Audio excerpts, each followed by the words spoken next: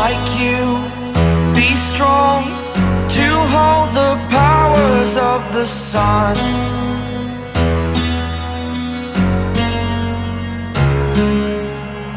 To dream, believe in strength. Now I'm the only one.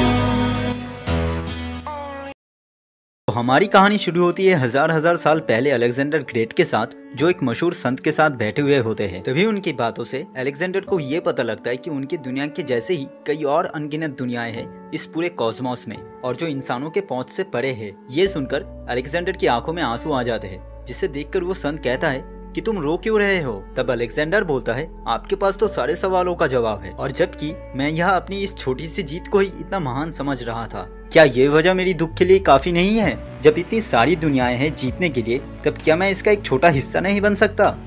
अब यहीं पे हमें एक टीनेज लड़के को दिखाया जाता है, जो कहता है, मेरा नाम है नैथनियल रिचर्ड्स और मैं पैदा हुआ हूँ 31st सेंचुरी में। जब तक मैं 18 साल का नहीं हुआ था, तब तक मेरे पास कुछ नहीं था। मेरी दुनिया यूटोपिया एक ऐसी दुनिया था जहाँ पे चारों तरफ सिर्फ शांति और खुशहाली था। ये ऐसी जगह था जहाँ पे सिर्फ 10 साल का बच्चा एक एडवांस रोबोट बना सकता है। वही गहरे से गहरा जख्म भी कुछ महीनों में ही ठीक हो सकता है, जैसा मैंने कुछ वक्त पहले ही किया था। पर मुझे ये सब कुछ काफी बोरिंग लगता था, और तब मुझे पता चला कि मेरी जिंदगी सिर्फ एक पिंजरा है जहाँ से मैं भागना चाहता था, जिसके लिए मुझे कुछ जवाब चाहिए थे, जो मुझे अपने पुराने वंशज के पास से मिलता, जिसके ऊपर मैंने अपने पूरे 2 साल से काम किया है, सिर्फ अपने जवाब मिलने की उम्मीद से। और मैं आधा सही था।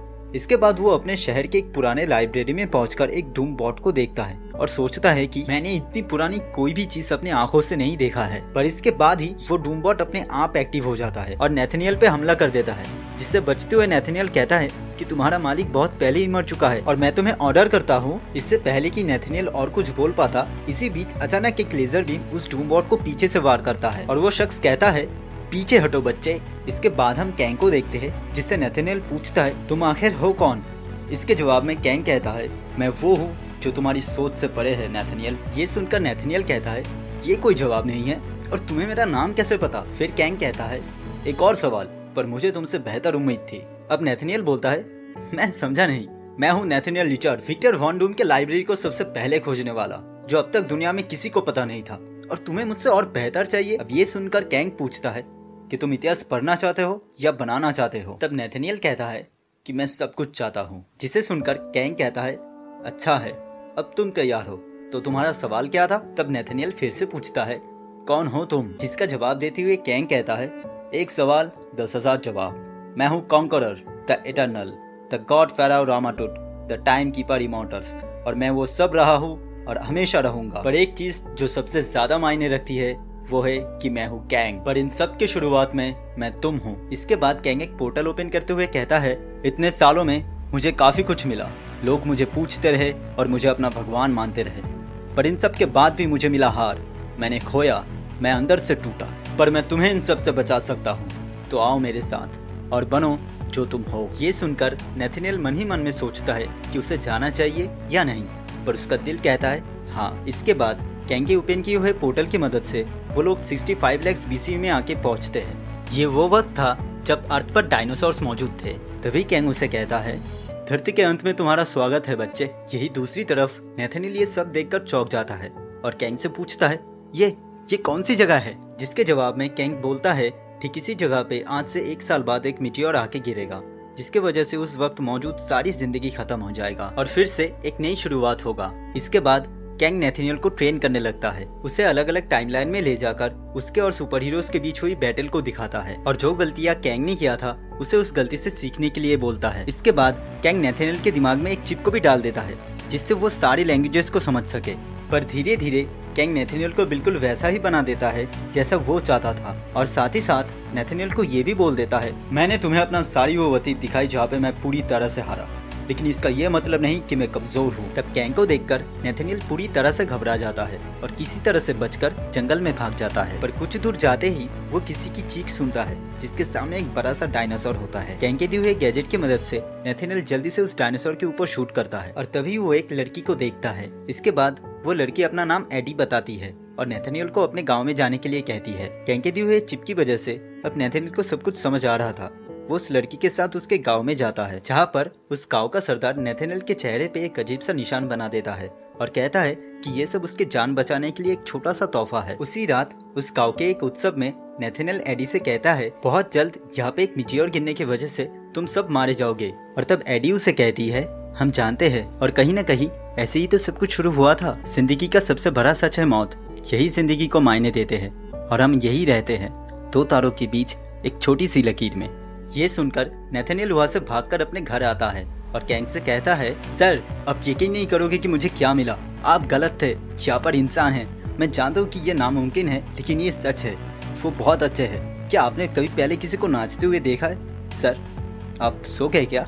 अब ये सुनकर कैंग कहता है दो तारों के बीच एक छोटी सी लकीर। ये सब वो बातें हैं जो तुम्हें कमजोर करेंगे नेथानिएल, और आज के बाद तुम वही करोगे जो मैं कहूँगा। और सबसे पहले अपना चेहरा साफ करो। पर नेथानिएल कैंग से सहमत नहीं होता।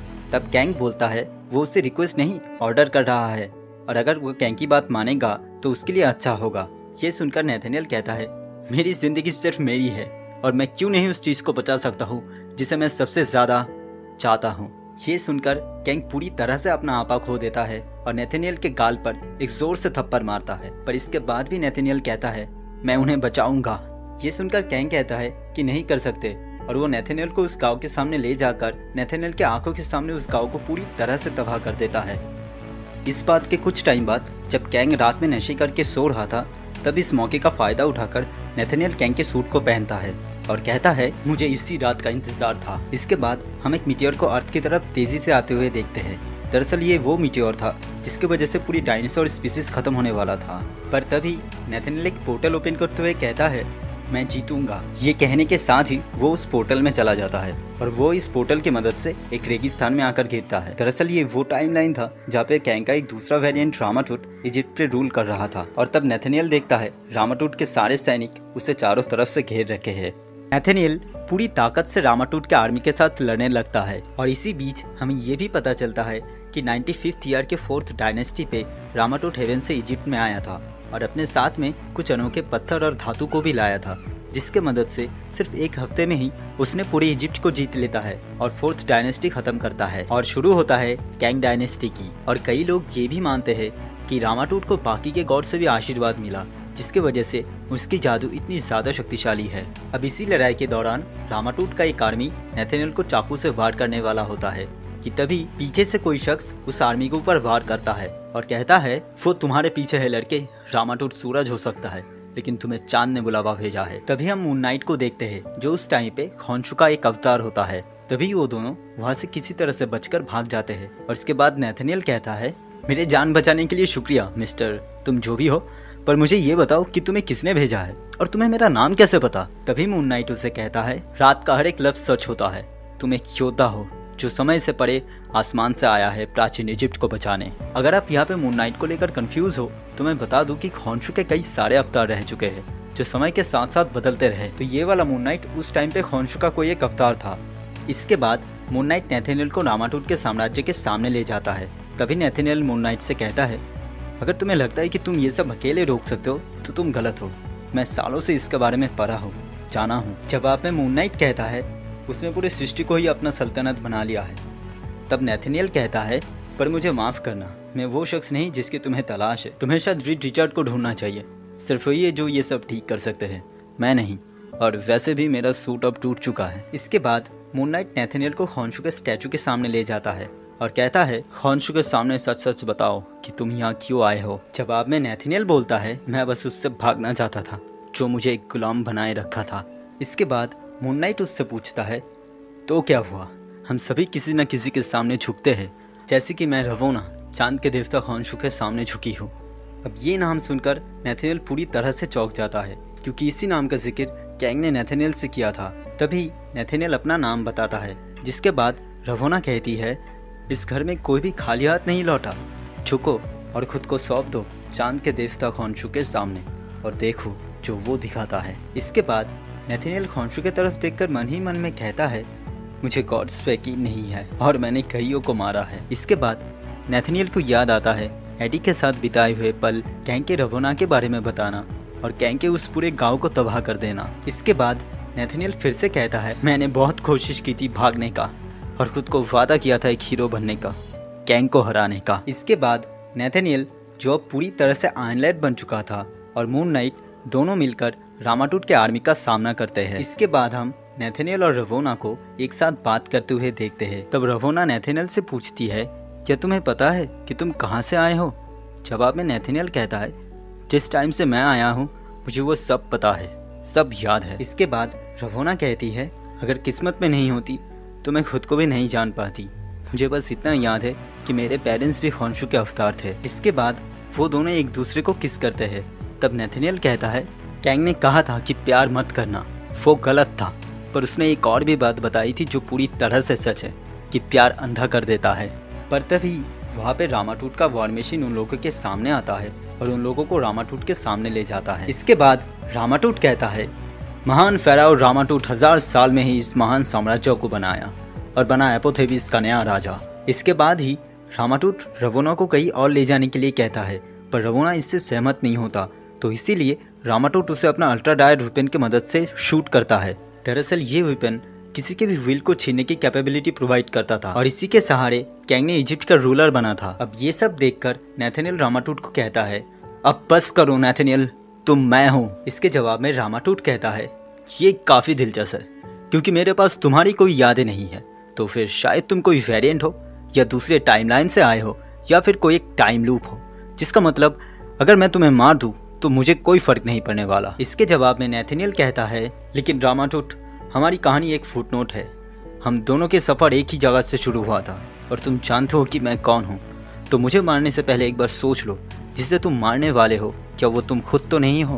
अब ये सुनकर रामाटूट कहता है, तुमने बिल्कुल सही कहा, तुम्हें मार नहीं सकता पर तुम्हें इस्तेमाल तो कर सकता हो। और इसके बाद रामाटूट अपने अल्ट्रा डायरेक्ट वेपन से नेथनियल के ऊपर शूट करते हुए कहता है, तुम वो हो जो यहाँ के लोग हमेशा से चाहते थे, तो जाओ सेंचुरियन, खुद को पहचानो और सेनाओं को हुक्म करो जंग के लिए। और हम देखते हैं कैंग ने एक बार फिर से नेथनियल को अपने सामने झुकाया और उसे सिखाया कि हीरोज़ की अंत सिर्फ उनके मौत से होती है। लेकिन इसी बीच हमें एक और चीज़ पता लगता है कि रामाटूट से पहले इजिप्ट में एक और गॉड रहता था जिसका नाम था इनसावानूर या एपोक्लिप्स, जिसका राज कई सालों तक चला।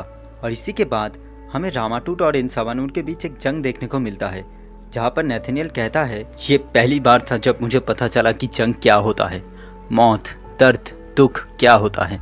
प्यार मुझे अंधा कर दिया था, इसलिए मैं नफरत करने लग गया, पर मुझे अपने सामने सिर्फ एक ही रास्ता दिखा कैंग से बचने के लिए। मेरा शरीर एक जेल था और मेरा कवच एक पिंजरा, तो मुझे कैंग से बचने के लिए इन दोनों का टूटना ज़रूरी है, चाहे फिर दर्द कितना भी हो, मैं कैंग से बदला लूँगा। इसी के बाद हमें ये पता लगता है कि कैंग डायनेस्टी का ये 4था साल था जब सुपर हीरोज दूसरे टाइमलाइन से आएंगे, यहाँ के लोगों को कैंग से बचाएंगे और ये सब ठीक करेंगे। इसके बाद नेथनियल हमें कहता है, रामाटूट के यहाँ से जाते ही उसका साम्राज्य बिखर गया, इनसावानूर ने वो सब छीना जो उसे चाहिए था और बाकियों को जला दिया। रवोना का कोई निशान नहीं मिला, जैसे वो मिट गई वक्त के साथ, और मैं खुद को दिलासा देते रहा, पर मुझे पता था कि कैंग अब भी जिंदा है, एक फेराओ रामाटूट के तौर पर ना सही बल्कि 31st सेंचुरी के कॉन्करर के तौर पर जो जल्द ही लौटेगा। पर मैं कैंग को जीतने नहीं दूंगा और ना ही उसका परफेक्ट वर्जन बनूंगा। इसके बाद हम नेथनियल को किसी के सामने झुककर कुछ कहते हुए देखते हैं और वो कहता है, आपका और मेरा दुश्मन भाग चुका है, पर आपकी ताकत और मेरे ज्ञान की वजह से हम लोग साथ में उसे हरा सकते हैं। तभी हम देखते हैं वो कोई और नहीं बल्कि एपोक्लिप्स खुद है, जो कहता है, मैं उसका इंतकाम बनूंगा। एपोक्लिप्स अपने और नेथनियल के सूट की बची हुई ताकत से एक टाइम कैप्सूल बनाता है। दरअसल ये डिवाइस नेथनियल को 21st सेंचुरी तक बेहोश रखेगा और इसी दौरान वो एज भी नहीं करेगा। तो जब 20th सेंचुरी में ये डिवाइस फिर से ओपन होगा, वहाँ से निकलेगा नेथनियल।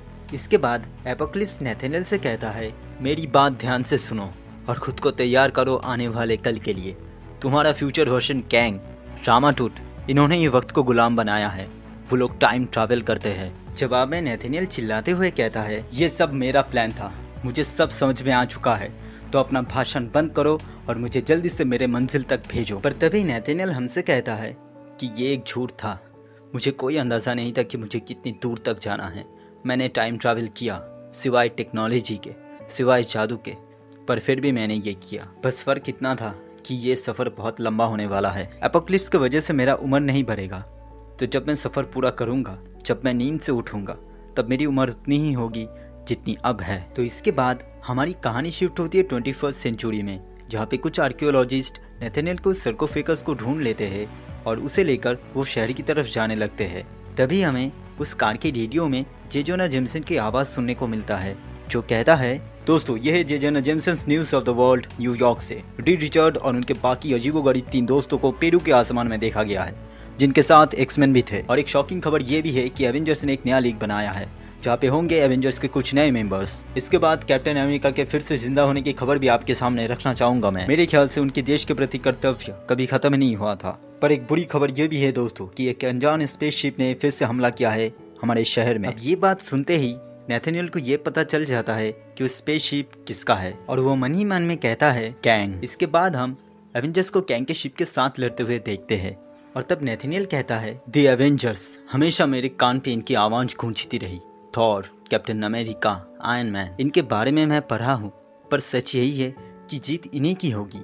कैंग फिर से हारकर समय में कहीं खो जाएगा, क्योंकि यही उसकी सबसे बड़ी हथियार है। इसके बाद नेथानिएल शिप के अंदर जाता है और सोचता है ये सब कितना जाना पहचाना है। पर इतनी ही देर में एवेंजर्स कैंग के साथ लड़ने लग जाते हैं, जहाँ पे थॉर उसे कहता है, तुम में उतना ताकत नहीं जितनी हमारी म्योनिर में है कैंग।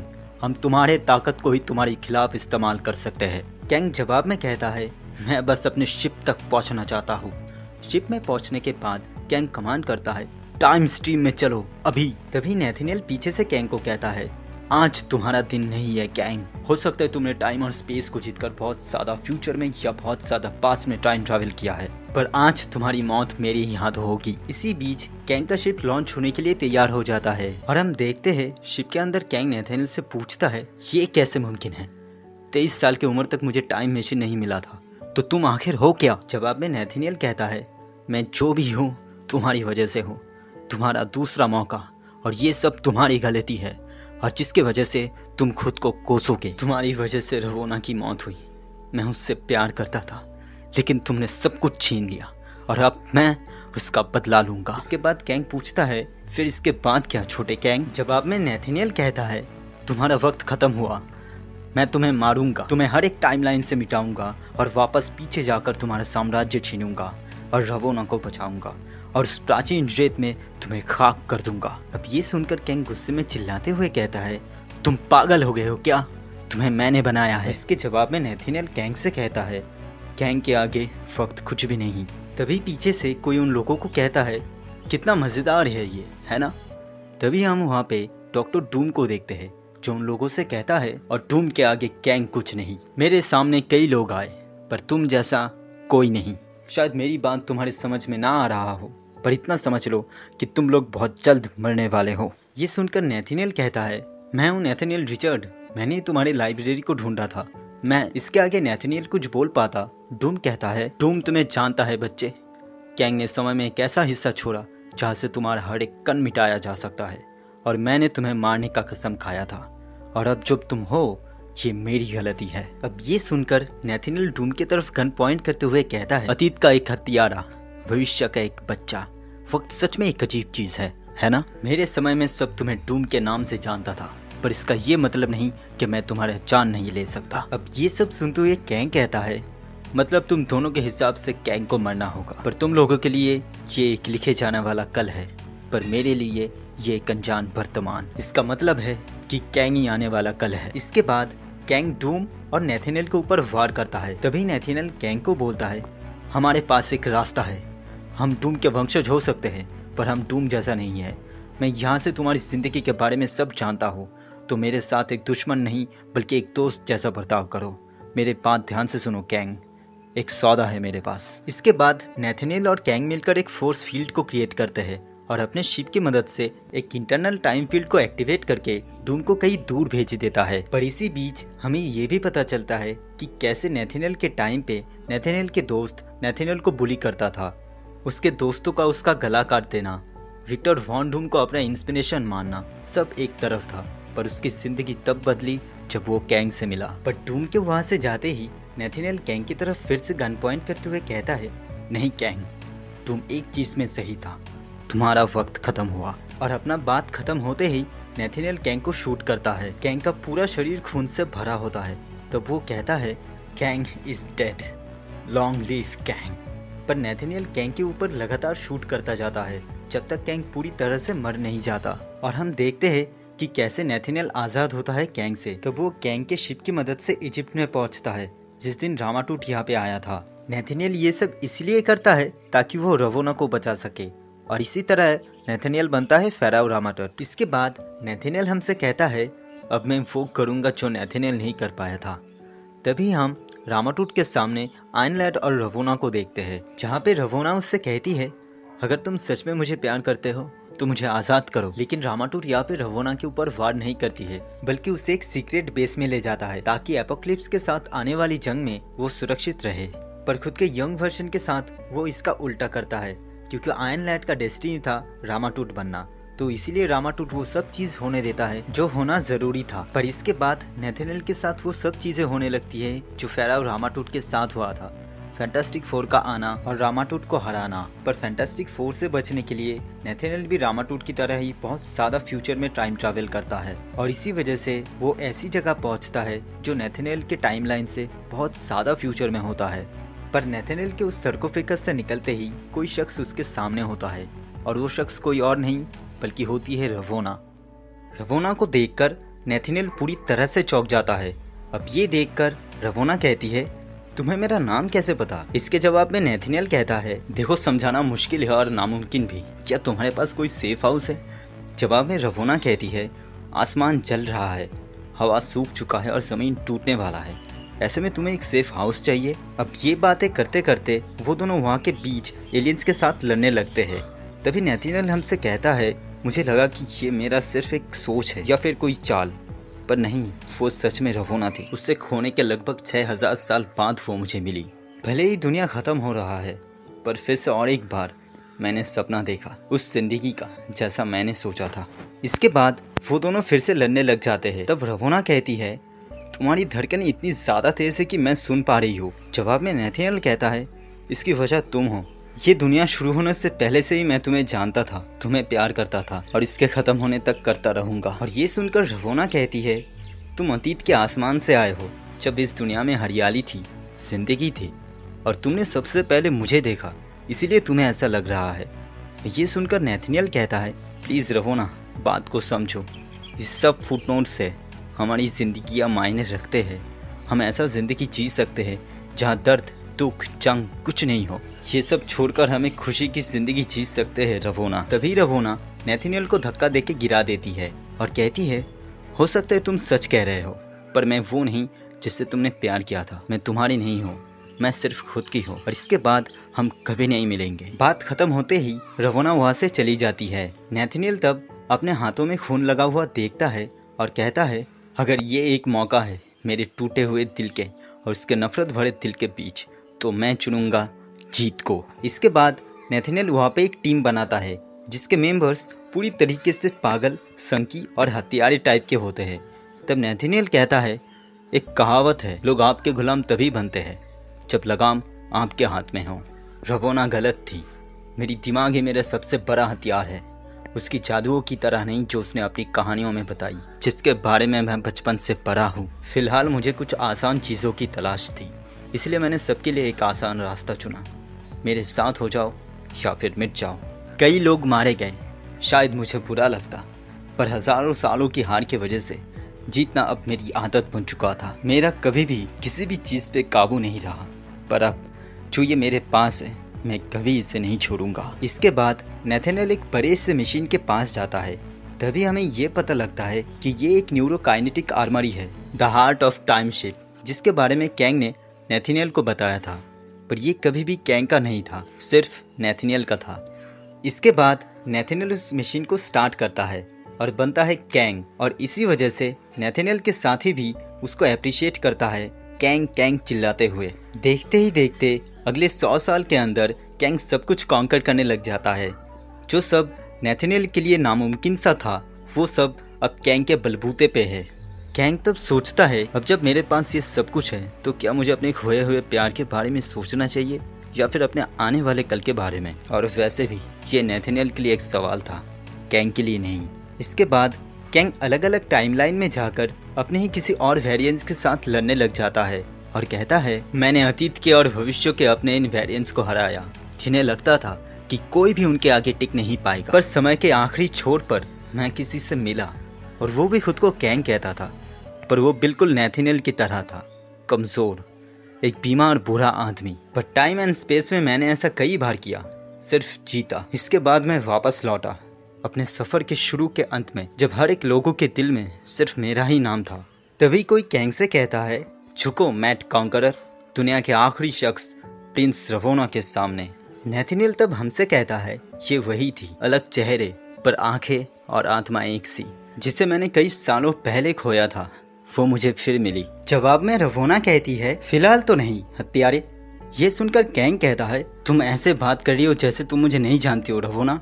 ये सुनकर रवोना कहती है, क्योंकि मैं नहीं जानती तुम्हें। इसी बीच कैंग का सेनापति वहाँ पे वार करने के लिए पूछता है, पर कैंग इसके बात को टाल देता है। इसके बाद कैंग हमसे कहता है, मैं इस कहानी को अच्छी तरीके से जानता हूँ, क्योंकि कैंग ने मुझे कई बार इसके बारे में बताया था। एक लड़की जिससे वो प्यार करता था, वो मारी गई एक हत्यारे के हाथ। पर मुझे बनाया गया था कैंग की गलतियों को सुधारने के लिए, तो मैंने वही किया जो मुझे कहा गया था। मैंने ओमनीवर्स नाम का एक डिवाइस बनाया जिसकी मदद से हर एक टाइमलाइन में मैं रवोना के बारे में और ज़्यादा जान सकूं। पर मेरी सेनाएं इससे सहमत नहीं थे। एक टाइम पैराडॉक्स का अंजाम क्या हो सकता है ये उन्हें पता ही नहीं था। प्राचीन इजिप्ट में एक लड़की की जलती हुई आंखें, एक योद्धा की बर्फ जैसी ठंडी आंखें जो मेरे सामने बार बार आते रहे। ये एक लौते वो चीज़ थे जो पूरे टाइम और स्पेस में जिसकी ज़रूरत मुझे थी। तो मेरे पास सिर्फ एक रास्ता था, उसके प्यार को जीतने का।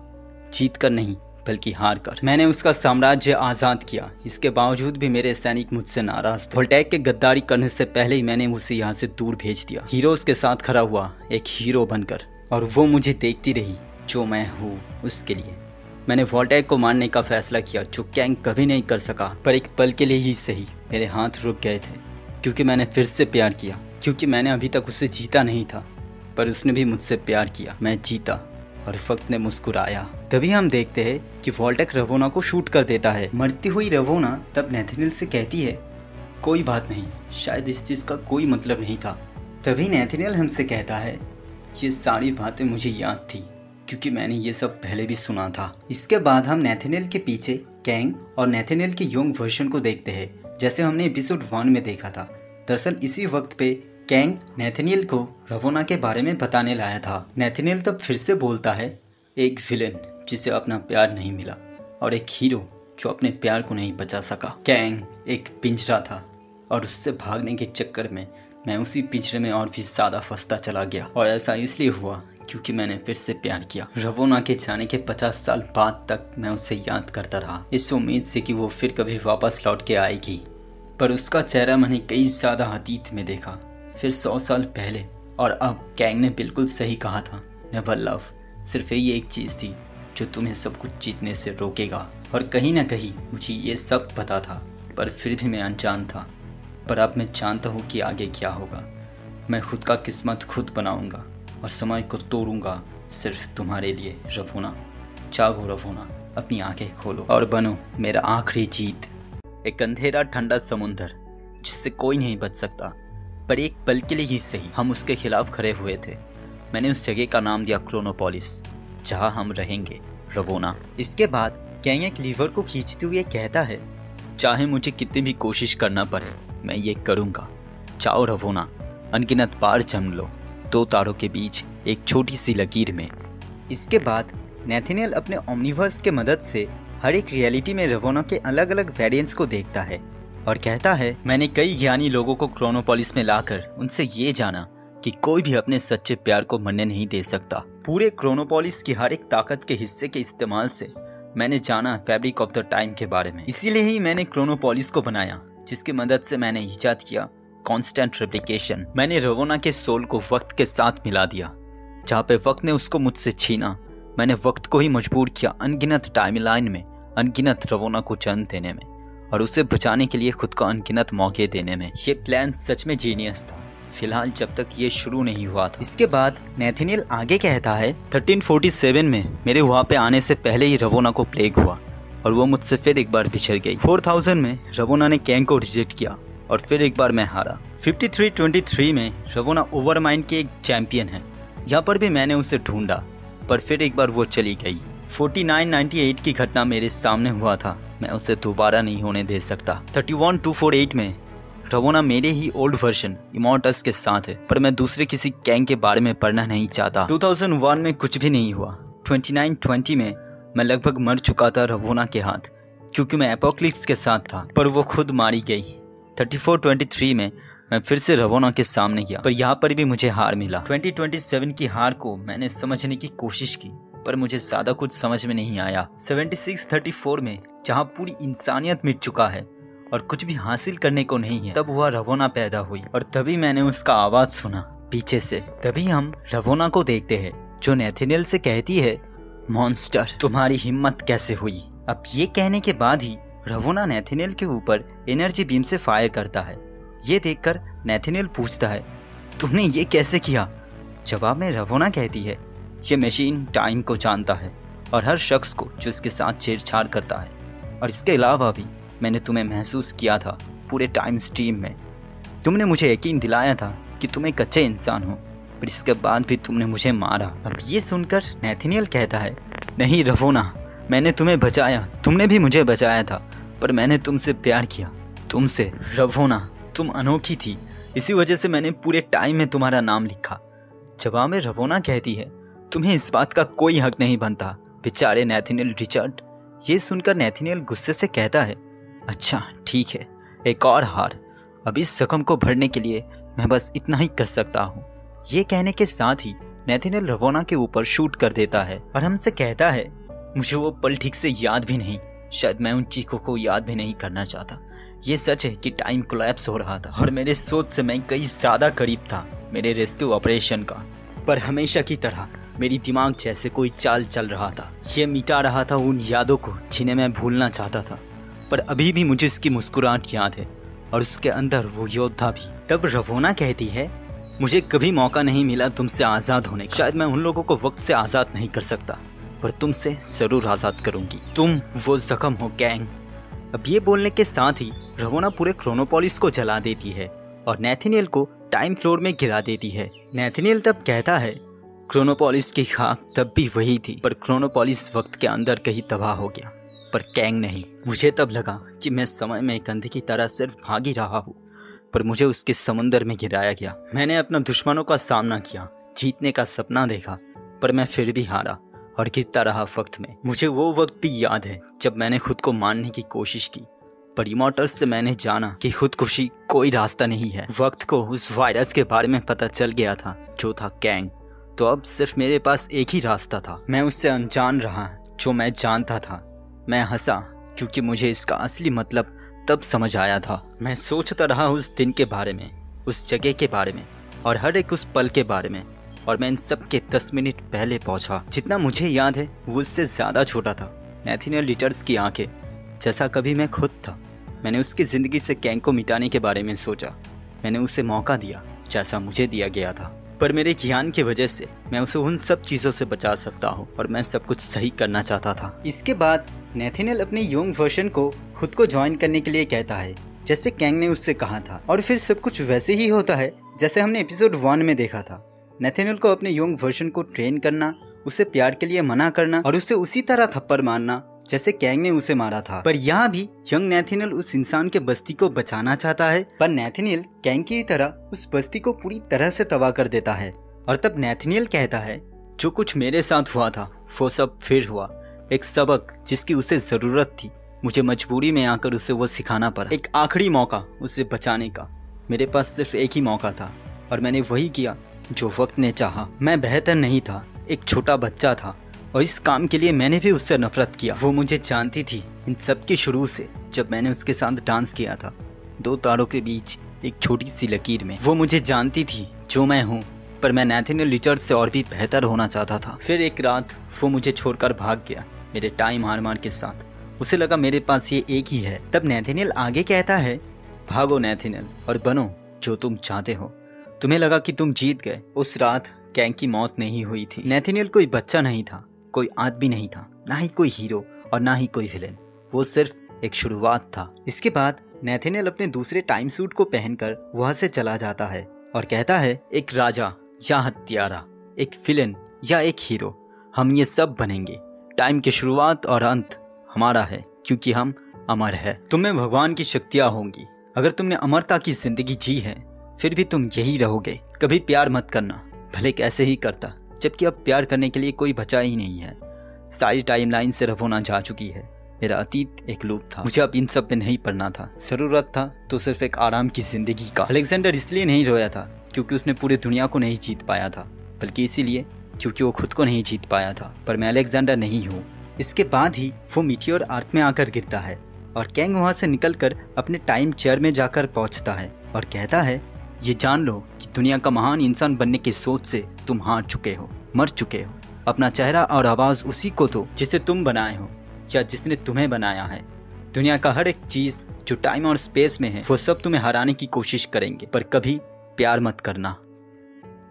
तो दोस्तों, ये था कैंग द कॉन्करर का ओनली माई सेल्फ लिव टू कॉन्कर का कॉमिक सीरीज। तो हमने यहाँ पे देखा कि कैसे कैंग की जिंदगी एक लूप है। नेथेनियल कैंग से बचने की कोशिश में कैंग का एक परफेक्ट वेरिएंट बन जाता है। दरअसल कैंग कभी नहीं चाहता था कि नेथेनियल की जिंदगी उसके जैसा ही हो, और देखा जाए तो कैंग पूरी तरीके से इविल भी नहीं था। उसने सब कुछ रवनों को पाने के लिए किया, पर उसे मिला सिर्फ हार, क्योंकि यही उसकी तकदीर था। तो दोस्तों, आपको ये कॉमिक सीरीज एक्सप्लेनेशन का वीडियो कैसा लगा नीचे कमेंट कीजिए, और इसके बाद मुझे कौन से कॉमिक बुक को एक्सप्लेन करना चाहिए ये भी कमेंट कीजिए। और अगर ये वीडियो अच्छी लगी तो प्लीज़ लाइक कीजिए, शेयर कीजिए, और अगर चैनल पे नए हैं तो प्लीज़ सब्सक्राइब कीजिए। तो मिलते हैं अगले वीडियो में, तब तक के लिए गुड बाय।